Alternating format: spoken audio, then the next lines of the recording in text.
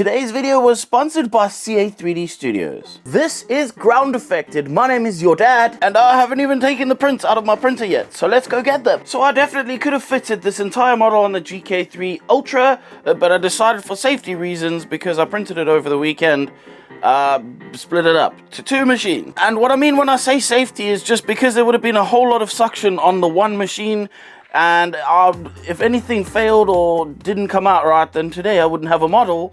And of course it makes sense to split this up and hedge my bets against two machines rather than one. This is the Uniformation GK3T, and it's my new workhorse after the GK2s, which you can see here in front of my bottles of resin. But basically that's my new workhorse, and the Pro just pretty much sits waiting for anything clear. And that Ultra is for obviously big stuff, like bases and things, all in one go.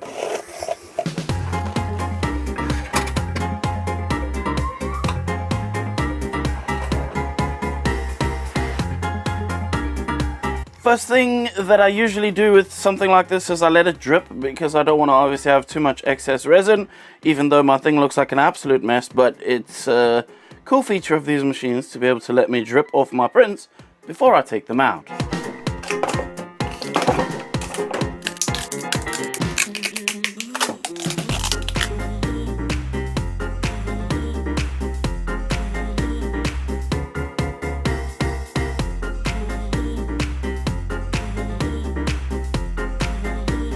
Now, if you don't know anything about 3D printing, specifically resin printing in general, you might be wondering why there is a bunch of holes in this model, for example. And these are suction holes. This is what helps me to print the model, and essentially what happens is there's this great load of suction on the printer when these are printed, and so these are not only suction holes but also a way for me to get alcohol inside of the print to clean it out properly. And people often ask, how do you clean out inside of the print properly? Well, just make sure you have a whole lot of holes, because that way you can get a good flow of alcohol inside to wash and flow and wash and flow.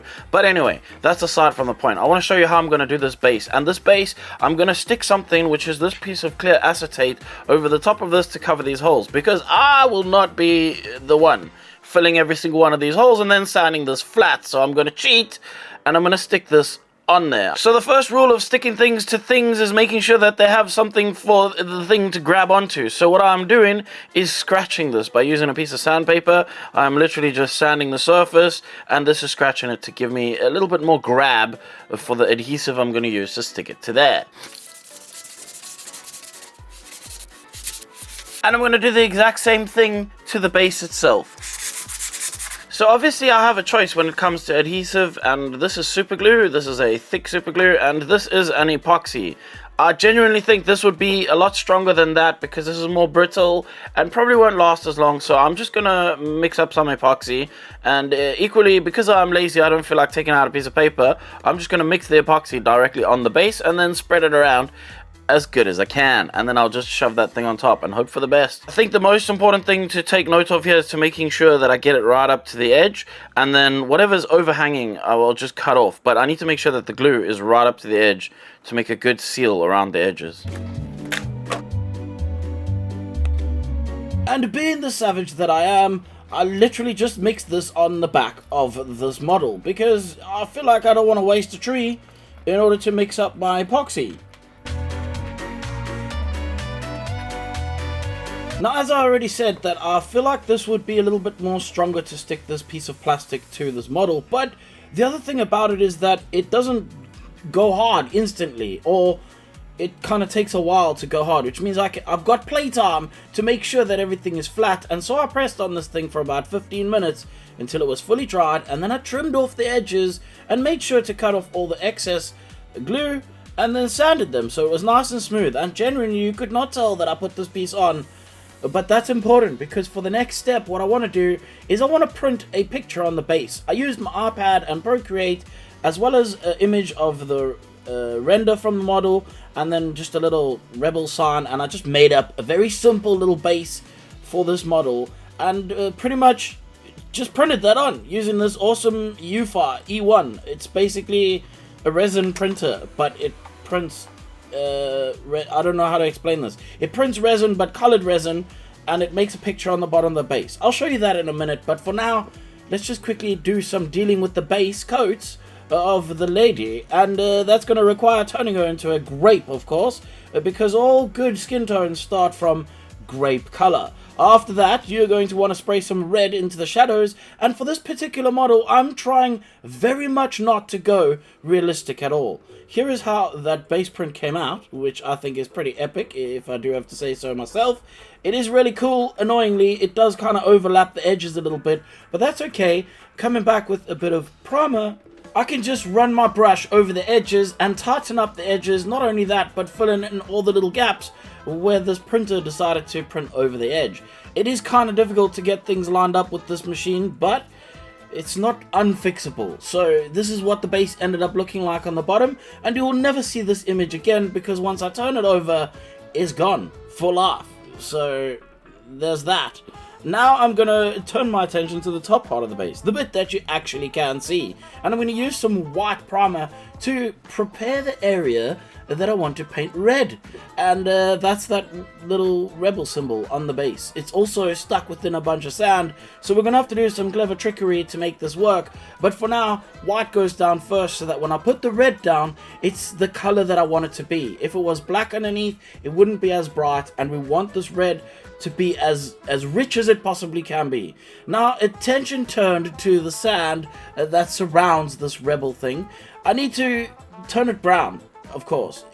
I could start from black, but unfortunately, the steps that I want to do next is going to require a whole lot of speckling, and I want to make sure that the base at least has some brown in it before I even attempt to start putting the sand speckling on. So we will use a couple of browns, a light and a dark one, in order to just get it brownish. After that, I'm going to tape up the edges, which I can say, after doing this, it was kind of a waste of time because I still had to redo the edges anyway. This is exactly why I say masking is just bullshit. The only reason that I taped these up was because the technique I'm about to use produces a lot of texture. And what I'm going to do is, you know that thing when your airbrush spits a bunch of little pieces, tiny little dots onto your model? And it really annoys you? Well, I'm going to use that to my advantage. So in order to reproduce this, I need to turn my airbrush pressure really, really low and have quite a thick paint in order to make it speckle. Before I do that though, I'm going to put a gloss varnish over the top of the rebel sign, and this is because I want to mask this off. Yes, I know, more masking, but it's quite important for this specific case. Like I said, the texture that is created because I'm putting lots of tiny little spots in order to recreate the sand, it's going to create a texture. So if I try and paint over the top of that with a paint in order to cover up whatever overspray there was, it's going to show for sure because it's a texture, of course. And this is the reason why you can see me doing lots of little pressures with my airbrush, because I need to press to try and literally force whatever paint I can out of the airbrush. And this creates a whole ton of little speckles. What I'm going to do is build my way up from a darkish brown to a lighter brown. I come back in again with a slightly darker brown one more time to get a little bit of depth out of it. Also to help tint it, because the browns that I particularly chose maybe were a bit too desaturated, so the little bit of darker brown helps to bring that back in, but then it was too much saturation, so I came back with an even lighter. This is like a grayish kind of brown, and I speckled that over the top. Basically it's sand. Every single color you can think of that's in the sand needs to be speckled over the top of this little piece. After that, I can then peel up the liquid mask that I put down. This stuff has destroyed a model in the past, so be aware, you need to make sure you have got a clear coat. A gloss will be the ideal situation, but any kind of clear coat, you need to protect your paint before you put this stuff on, because it will 100% eat through your acrylic paint and make you sad. Now I can go around the edge and tidy up whatever little bits of overspray there was very carefully, but this time, because I had covered it up with the masking, it means that I don't have texture in that little rim around the outside of the base. So that is why I use the masking in this case. It's not a perfect situation. It doesn't hide everything, so you can just peel off the mask and look, I'm done. You still have to come back and tidy things up. I used brass to paint all of the handcuff thing, and also her things on the top of her head. I don't even know what they are. Hair clips, I think you would probably call them. And then I moved on to painting the skins. And I start out using a brown rose over the top of the grape that I had painted originally. And what you can see is this creates already somewhat of a skin tone looking color. Of course, I need to now add some more color to that. That brown rose color makes a pinkish color. It still puts a skin tone color, but it's like a base kind of color, and we need to bring some yellow into that color. Quickly, before I carry on with the skin tones, you might be wondering, why am I painting the flap at the back with the skin tone color as well? That is because when I put the red over the top of it, I needed to match the red in the front, and the front had skins first. So I had to reprint some parts that's over here. That is because for multiple reasons. Number one, I'm a schmo, and I did not support that little section good enough. I don't even know how I would go around fixing that, but that was no good. And it's the front of him, so it makes sense to reprint that. Also, speaking of being a schmo, I didn't support that little section either.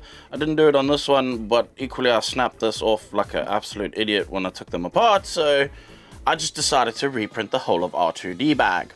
Now, as the R2 robot dude is pretty much a white robot, I'm going to just put down a very light grey as his primer layers. And whilst I do this, I'm going to quickly tell you about the sponsor of this week's video. The video you're watching is sponsored by CA3D Studios. They create amazing 3D printed models.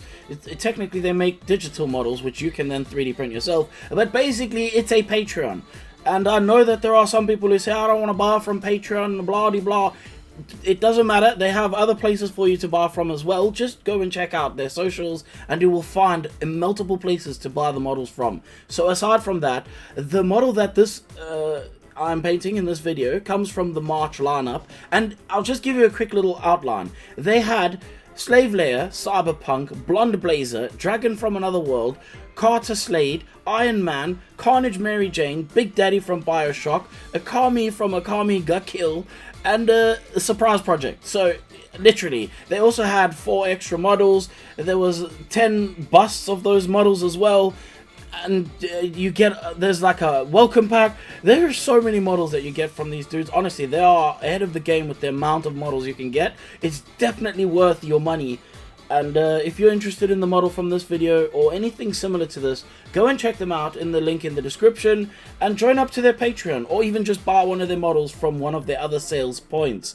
Of course, let's get back to painting the model. And what I didn't tell you about, because I was telling you about the sponsor, is painting that yellow over the top of skin tones. I know it seems weird, but think about it carefully. If you paint yellow, all the content creators will tell you to put pink first, and the reason for that is because yellow over the top of pink makes a lovely orange, and that's exactly why I spray a yellow glaze over the top of most of my skin tones, because it creates an orangey kind of color. Not to mention that your skin tone has got a little bit of yellow in it, depending on obviously the tone of the skin, but most of the skin tones have that yellow in it. It's like a tint that's in the skin, and in order to do that, I put a couple drops of yellow ink, and then I pretty much spray that from the shadows, which then tints the shadows orange. And I've been talking about skins and not even been painting skins on the screen, so I just want to mention that one of my viewers brought me in a little bottle of deck tan. They actually brought me 2, so I'm very grateful for that.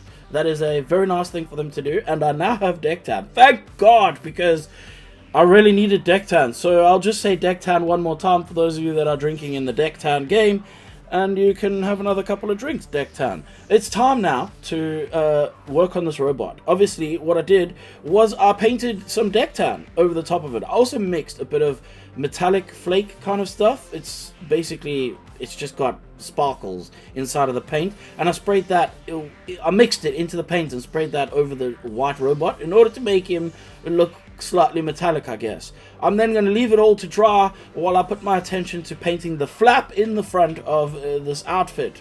And like I mentioned earlier, I originally painted that back flap with some of the skin tones, and that's because of exactly this reason. Painting this front flap means that I was going to be painting directly over the skin tones, and in order to make sure that the paint matches the front to the back, I had to obviously put the same undercoat that I was going to put Hopefully that makes sense. So basically start from the same color, not just paint directly over the black, and especially not just put white in order to put a zenithal and then paint it, because the colors would be very different and they wouldn't match and it might look a bit weird. I used the same bronze to paint also some of the metal bits around the body on the torso section, and then for the gyak I used dark silver and I mixed a bit of black into that dark silver so that it wasn't too silvery and it was a little bit more blackish, but equally looked metallic, and I painted that directly over the gap.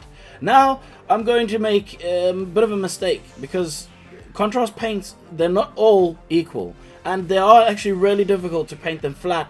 So in order to fix what I started there, I just mixed a little bit of a brown, normal acrylic Vallejo brown with that contrast paint to create this darkish brown that looks leathery, but it's still gonna cover flat because it's not just pure contrast paint on its own. So I kind of had to make like a bit of a mix in order to put that brown color on the insides of the bikini top, of course. I then used the brass color, bronze actually, and I painted that over all the other metal pieces, like the little section that holds the flaps in place, of course. And then I also painted that over the trimming on the top of the bikini section as well. I used a dark brown, which specifically is Sagor brown, to paint the straps, which I forgot to record, but it looks exactly like this, except for my brush was over the strap area and not over the little thing on her arm. Now it's time to move our attention to the droid on the base. This is an area where some people were a little bit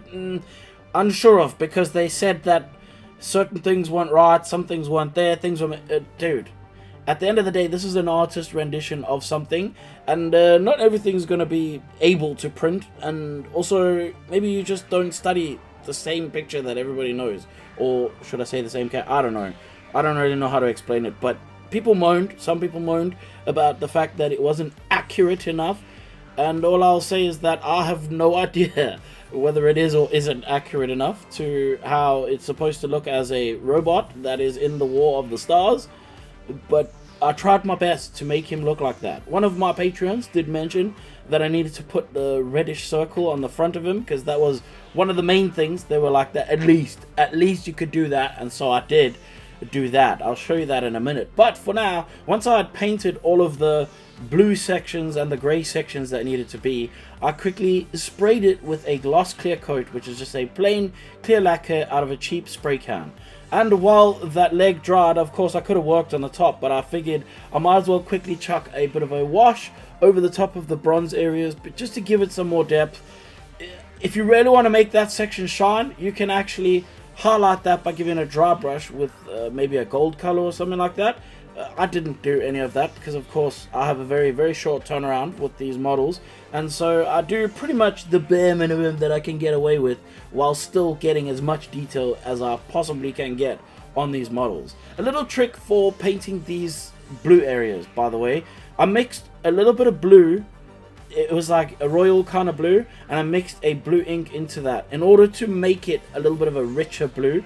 And when you paint these kind of areas, they're not going to be perfect, so it's best to thin your paints quite a bit, because if you don't thin it, you'll have paintbrush streaks and marks in these flat areas, and so you need to thin the paints. But the annoying thing when you thin the paints, it usually means it doesn't cover so well, so you kind of have to come back and do 1 or 2 layers at least. With a dark color over a light color like this, it luckily only takes 1 or 2 layers. But if it's the other way around, you're going to have to do multiple layers. But that's just the way painting is. If you don't want those paintbrush marks in your flat areas of paint, well, then you got to thin the paint down, and that's... some paints cover nicely, some paints just don't cover nicely. I then painted some of the grey areas, like these little vent things, and then put my attention to that little circular area on the top, which I was putting off to the end, because of course that's not easy. There's nothing easy about painting very careful, perfect straight markings in an area. This is probably an area where someone who's good and cares for doing masking would do a very good job at making this nice and straight. But personally, I think I got it straight enough for the eye. If you just don't look too close or use a ruler, you wouldn't know that they're not perfectly straight. And then of course I put that red spot on the front and then sprayed it with a gloss clear coat. And when it was dry enough, I can put now this onto the base and put Princess Leia with it, and put it aside so that I can move on to painting the head sculpt. And of course we're going to start out with the hair. This helps to frame everything and make everything obviously look like it's a full head, because otherwise if you don't paint the hair it's kind of awkward. Why do you have skin color hair? And of course she has brown hair, so I'm going to start out with a dark brown, and I'm using Cygor brown. This is a contrast paint, and this is one of the areas where I feel like it's better to use a contrast because it flows quite easily, but again it doesn't cover very well, which is almost good for the hair because you don't want it to be a solid color. You kind of want a little bit of gradients between the colors, so where it goes in between the hair, like each little hairline, it goes a little bit darker, and then where the hair is raised a bit, it's a little bit lighter. That's perfect, exactly for what we want for hair, because hair is not just one solid color, is it? It needs a load of different colors in it, much like skin tones really, but it's one of the areas that I sort of cheat a little bit because I don't have time to paint that much for a hair. So we're going to do it as simple as possible. Equally, it makes it easier for people to follow along. And it's as simple as using a reddish brown over the top with a dry brush and literally just dry brushing over the top, which then picks out all the little individual top hairs. But not only that, but because of the original contrast painting before, where it's multiple colors essentially that were put down, it means that I've put like 3 or 4 colors in there with very minimal effort, and all I had to do was paint that contrast first and then dry brush the lighter color over the top. Now with my attention to the eyes, it's pretty simple. The rest of this model is going to be fairly simple. I didn't put any makeup on her. I literally just painted her lips with Magos Purple, and then I put the eyeliner on, which is just black paint over the top of the eyelashes, which really for female characters is very important, I think. On male characters, I would probably use like a dark brown, but you can get away with using black, especially for illustrative, kind of like really comic style painting. You want these things to be exaggerated a bit. I also put a pink line at the bottom of her eyelid, which I feel like is really important because that helps to separate that area of pink, because your eyes never, like, you've got this tiny little pink little line at the bottom of your eye, and so this just helps to at least show that. It doesn't have to be perfect, but that's the thing with art, that you can represent things, and as long as they're in the right place, it usually looks pretty good. I obviously used some highlight skin to paint the scleras of the eyes, which is the white part, by the way, and then I used that Cygor brown again to paint in the iris themselves, and she's looking slightly to the right in this picture, so I made her look slightly to the right. I used the same color that I used for the highlight of her hair to highlight the irises as well, and then I put a very small black dot, not too small but nice and round, in the center of those irises, after which I then put a specular highlight using white paint, one big one on the right side and a very small one next to that. Then I can take some gloss paint and I can paint that over her lips to make them nice and shiny, and also equally in the eyes too to make them look wet. And now I can take the head of this model and put it on top of her and call it done.